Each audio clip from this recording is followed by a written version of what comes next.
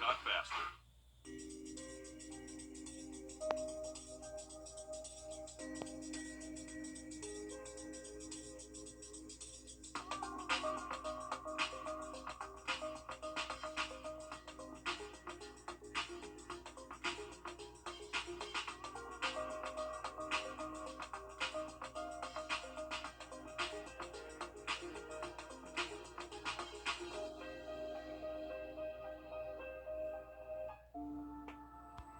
Thanks, Mikkel. Homeless numbers in Aiken County continue to rise, meaning this Thanksgiving charities have more plates to prepare. Earlier this year, Aiken One Table announced it would not be serving meals this Thanksgiving, leaving only a couple of charities to pick up the slack. Our Nick Veland shows us how the Salvation Army is preparing for tomorrow's big meal. Well, here at the Salvation Army in Aiken, the anticipation for tomorrow is in full effect as they're prepping the turkeys. You can smell and see all the work that goes on to making a massive feast. 25 turkeys, juiced, seasoned, and salt, as the Salvation Army is looking to serve more than 1,500 people tomorrow. Ironhead Barbecue in Aiken donated their time today to put the entire feast together and deciding to spend time with family making food. It's a process that takes 6 hours to complete from start to finish that all involved say will all be more than worth it.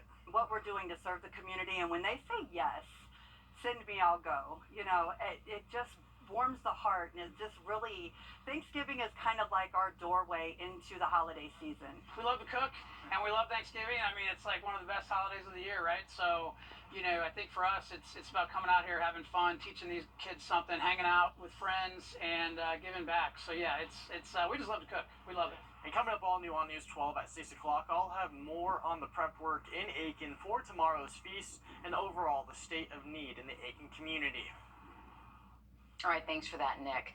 SLED now investigating an incident in Wagner where an officer fired his weapon. Now, this all happened Tuesday evening. SLED says 30-year-old Devin Davenport stole a Wagner police vehicle and drove off. Officers fired their weapons in the direction of the vehicle, but nobody was actually shot. Davenport was later found in Aiken County and arrested. He is charged with grand larceny. SLED is investigating the shots fired by police. That is just procedural. This is the first time this year a Wagner officer has fired a weapon while responding to a crime. A settlement has been reached in a lawsuit by an Aiken County family against the Aiken County Sheriff's Office, administrator, and several others. It all has to do with a call to 911 back in 2019 where Barbara Roberts' family called for an ambulance because she was having a heart attack. The family alleges the 911 operator maliciously and intentionally miscoded that call. Roberts ended up suffering a brain injury. She died in 2021. Now the family has settled for $975,000. A little under half of that will go towards attorney's fees. Now, our I-team has followed this case for years, and you can watch our full coverage of this story on our website, wrdw.com. Both suspects in the murder of a 13-year-old Augusta boy are back in Richmond County this evening after months of extradition court. Tia Jackson was arrested back in April in relation to Buddy Brown, who was grabbing a DoorDash order outside of his apartment when he was shot and killed. She was brought to the Charles B. Webster Detention Center yesterday from West Virginia. Gregory Thornton is also charged with murder. Investigators believe Thornton killed Brown while in Augusta on March 28th. He was later arrested and brought back to Augusta in June. Both Jackson and Thornton are charged with murder. A mystery illness is making its way across the country, but it's not affecting humans. Instead, it's targeting dogs. The illness doesn't even have a name yet. Symptoms are coughing, sneezing, runny nose, and fatigue, but it's more contagious. Experts say kennels, dog parks, groomers, our spots, our pets are most likely to catch this illness. Our Allie Turner spoke with a local vet who talks about what this is like. There has not been any cases in Georgia yet. It's been mainly in the Northeast, and then a lot of cases in Oregon is that dogs are coming in sick very similarly to what we call kennel cough or canine infectious respiratory disease complex. But the difference is they're not responding to medication like normal. Good to hear that there are no cases here locally yet. All new tonight on News 12 at 6 o'clock. We'll have more on what you need to know with this illness. During the holidays, many of us travel out of town, which can bring with it some worries about the safety of your home while you're away. Well, that's why Columbia County has a home watch program. It's where you can sign up and deputies will periodically check on your home during the day and night. The best part is the service is completely free. The House Watch program is a very popular service that we offer, especially during Thanksgiving, Christmas. It's something that we see a large number of people participating in, and we're glad to offer that service. If you live in Columbia County, you can sign up for this service up to 24 hours before you plan on leaving just by calling the sheriff's office. Well, there's a lot to talk about with turkeys this week as Thanksgiving's tomorrow. Yeah, but today our Abby Kasoris is looking at the wild turkey population and what the state is doing to keep those numbers up. Wild turkeys are a game species. You can find turkeys ready to hunt in every county in Georgia, but you'll have to wait until March when the season starts. Hunters say it's one of the more exciting seasons. It's very vocal. The turkey's talking and your caller speaking to them. Excitement replaced with frustration as hunters are bagging less turkeys. Last season, 3 out of every 4 hunters walked away without a gobbler or a male turkey. They're hard to find. Emily Rushton, turkey expert for the Georgia Department of Natural Resources, says right now the population isn't sustainable. Number of poults they see, which is their young. A big marker in how our population is doing is how many poults each hen raises. Right now, each hen raises an average of 1.5 poults. They need to raise 2 to break even.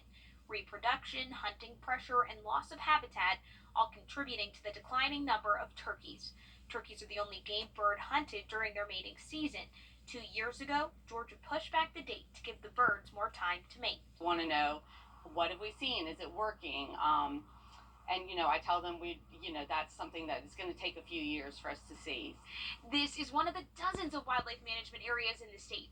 The Wildlife Protection Division, they're doing their part to make their space more accommodating, but most turkeys live on private land. They say that if you see turkeys in your neighborhood, you might want to make your yard more accommodating.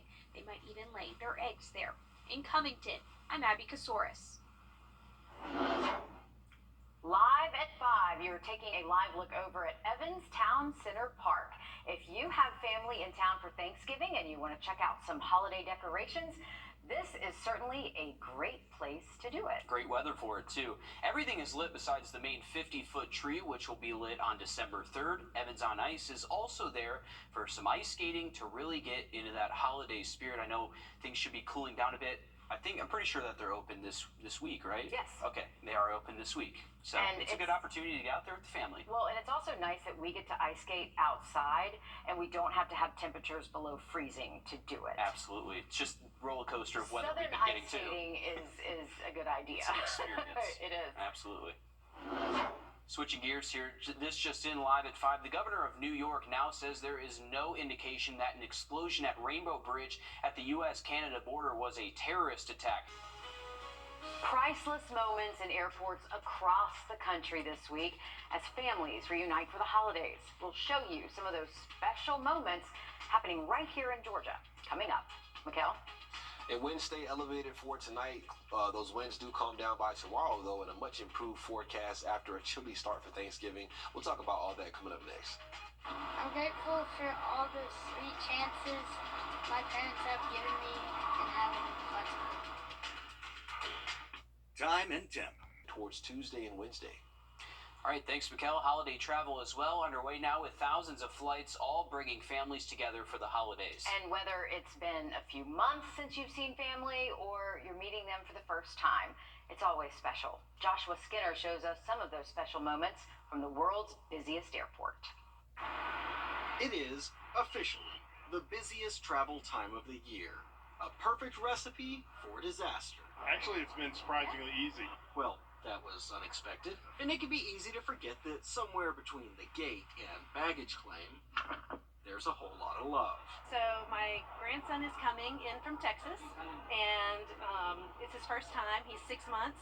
Danielle Harris awaits the arrival of her grandson, Wyatt. First flight was a hard one. And she's pretty stoked. Oh my God, 100. As a Georgia veteran, she knows Hartsfield-Jackson in and out, which helped her avoid the pesky traffic that plagues the North Terminal. So I was supposed to come in the North Terminal, and I came in the South instead and walked across. That traffic and the weather failed to dampen the Thanksgiving mood. And for some people, like the Zebronics, it's also about more than Thanksgiving. Our oldest granddaughter is getting baptized on Sunday. So amidst a reporting season that's supposed to lament canceled flights, showcase angry travelers, and highlight mayhem caused by a ton of close parking, we instead found plenty of hugs and the first of many reunions. Can you say hi for the cameras? Oh, how great is that? Of course, the travel mayhem isn't over yet, as AAA predicts. Sunday will be the busiest travel day as everybody heads back home, and we hope it's smooth sailing. I'm Jamie Tucker. Coming up, we're going to try out 2 devices everyone on TikTok is talking about for Christmas gift ideas. Do they work as good as they do in the videos? First Alert Radio. With the rise of the popular social media app TikTok, there's also a rise in products sold on the app. Some of those products could make good gifts if they work. Our consumer tech reporter Jamie Tucker picked up a few of these gadgets to see if they work. What the Tech, sponsored by Augusta Preparatory Day School. You can't scroll TikTok without seeing these gadgets. This is for creators of TikTok videos that hold the phone and make really cool shots. This is a small ring you use to scroll through videos on TikTok. I picked one up for about 20 bucks. The ring pairs with any smartphone over Bluetooth, and rather than having to use 2 hands to scroll, you can press a button on the ring. In TikTok videos, people are sharing how they use this ring to scroll TikTok and other apps while working out on a treadmill. It also works with stopping and starting videos, skipping songs, and I found it works pretty well for flipping pages reading from the Kindle app. TikTokers and YouTubers typically don't have their own photographer. They'd really love one because it would allow them to move around like this and have a photographer follow them. Well, that's what this device called the Pivo Plus can do. The Pivo and Pivo Plus or Max hold the camera steady, and the app follows faces or bodies as they move through the shot. I tried it at a skateboard park with people whizzing by, and it did a fine job following the action. It's pretty amazing, and it allows anyone to go hands-free. When the subject stops, the Pivo zooms in a little to capture an even cooler shot. The Pivo is small enough to take with you. TikTok creators love it for dance videos, sports, training, and capturing riders on horseback. The original Pivo is $90. The Pivo Plus or Pivo Max is $260. TikTok favorites perfect for the video scroller or the creator on your list. That's What the Tech. I'm Jamie Tucker. And with Thanksgiving tomorrow, Old St. Nick is getting ready for his photo op. Starting this Friday, Santa Claus will be at the Augusta Mall for photos. Yeah. And to hear what the little ones want for Christmas. So, Will, if you want to make an appointment, there you go. I already did. If you want to skip the line, you're able to make reservations through the mall's website. There's also chances for your furry friend to take a photo with Santa. Now I have to do it. You do. Stash and Santa. Stash needs, and there'll be sensory-friendly meet and greets with Santa. That's coming up December 3rd. So lots of cool stuff coming up with the big guy. Well, in addition to all of the holiday festivities, it's also rivalry week for college football, and something tells me the entire state of South Carolina will be paying close attention to the Palmetto Bowl on Saturday night. Oh, for sure. News 12 Sports Director Dan Booth joins us now to help set the stage for the 120th showdown between South Carolina and Clemson. Dan, that is some good old-fashioned hate. No doubt, and I know Will feels a certain way about it for sure. But I mean, many might remember last year's game was a thriller in which South Carolina snapped a 7-game losing streak against Clemson, 31-30 in Death Valley. There's always a lot more on the line than just bragging rights whenever these two teams take the field. The Gamecocks only have 5 wins right now, so they need this win to be able to be bowl eligible. If they fail to do so, then this will be the first time South Carolina would not be playing in a bowl game under the leadership of head coach Shane Beamer. As for Dat Boys Sweeney's Tigers, they're going to be looking for a little payback after losing last year's game on their home turf.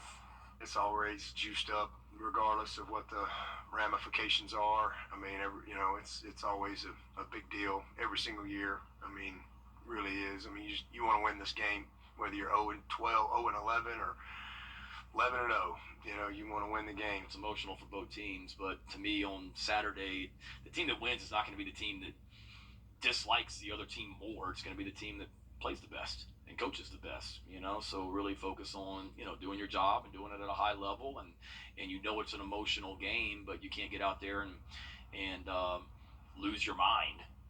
Kickoff between the Gamecocks and the Tigers is set for Saturday night at 7:30. I'll have live coverage from Williams-Brice after the game. That's it for sports. We'll be right back after this quick break. Bruce Credit, Waynesboro Chrysler Dodge Jeep Ram has financing options. The Black Friday sales event. 0 down, $681 a month on new Ram Quad Cabs and Dodge Durangos. Rates as low as 2.9%.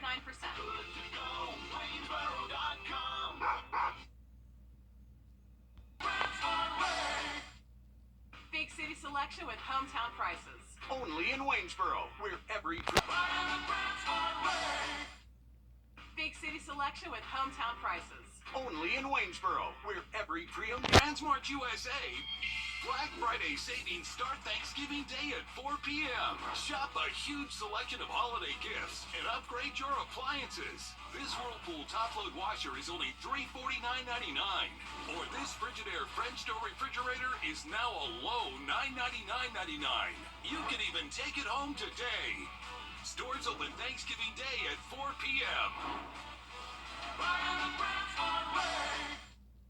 Big city selection with hometown prices. Only in Waynesboro, where every pre-owned vehicle is backed by J.D. Power's Platinum Warranty. Late model Hyundai Tucson, now $340 a month. Good to go, Waynesboro.com.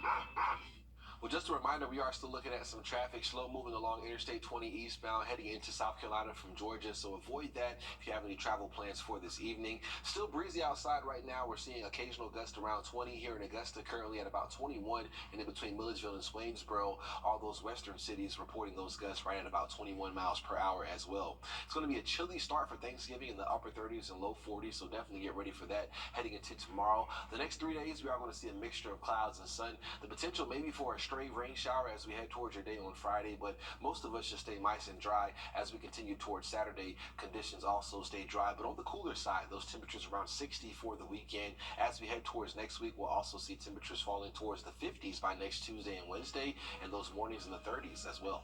All right, thanks, Raquel. Stick with us. We have more news, weather, and sports coming up after a short break on News 12 at 6 o'clock. And have a happy and safe Thanksgiving holiday.